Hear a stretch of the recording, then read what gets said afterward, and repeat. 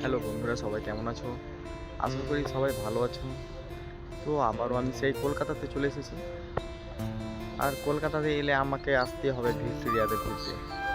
কারণ ভিক্টোরিয়ার সামনেই আমার সেই অফিসের কাজ। স্কুলের সার্টিফিকেটেরটা সেটা ঠিক হয়নি। তার জন্যে আশা করি আজকে হয়ে যাবে ঠিক। তার জন্যে কিছুটা সময় ভিক্টোরিয়ার সামনে চলে এলাম ঘুরতে।